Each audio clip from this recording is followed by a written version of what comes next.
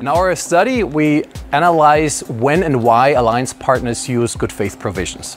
Good faith provisions are clauses in contracts that allow parties to engage in fair and honest negotiations with each other, and they also permit parties to have more flexibility when contingencies arise. And you may think that this is a very good clause. It is enforceable and flexible at the same time, but they also carry major risks and uncertainties when it comes to their enforcement in courts. And this trade-off is at the heart of our study.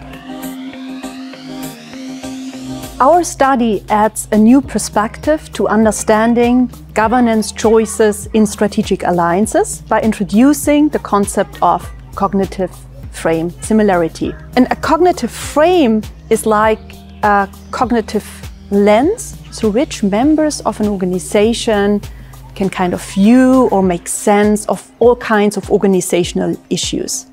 That is like through shared values, shared beliefs, or even ways of processing information. What we do in our paper, we argue that the more similar the cognitive frames of alliance partners, the more likely they agree on flexible governance mechanisms, such as good faith provisions. Where did we find these shared cognitive frames? We find them in the About Us sections on the web pages of these companies. So, and what we do is we leverage the language that is used on the web pages. And we combine more qualitative inductive coding with scalable algorithmic text analysis approaches. This allows us to identify 5 overarching cognitive frames. So like motivation, responsibility, strategy, innovation, and time. For example, the cognitive frame time is related to words like long-term, future, current, and so on. And as we show in our paper, this has a lot of explanatory power to understanding governance choices. What we find is that companies that have high cognitive frame similarity are more likely to use good faith in alliance contracts.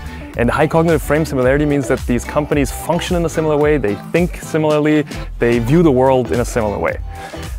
We found these results in a large sample of more than 1,000 contracts in the biopharmaceutical industry, and we measured this cognitive frame similarity by looking at these companies' About Us websites. And we not only found this positive relationship between cognitive frame similarity and the use of good faith, but we also found that this relationship becomes stronger the more technological uncertainty there is in this focal alliance. And we find that this relationship becomes weaker the more experience the two partners have in forming alliances. Cognitive frame similarity matters because when two alliance partners have similar outlook and perspective on things, it actually induces shared understanding between them. And this, we believe, leads to a higher level of predictability and reliability between the partners as well. So what this means is that this shared mindset would reduce the perceived risk of relying on good faith provisions. This is because with a higher level of trust between the partners, even when things don't go as expected, they can be more confident in terms of their ability to handle these unexpected situations in fair and cooperative fashion. So our findings, we believe, are indeed important for practice for at least 3 reasons. First of all, our study shows how much and in which specific ways negotiating, specifically in strategic alliances, are influenced by subtle, potentially unaware cognitive structures and biases.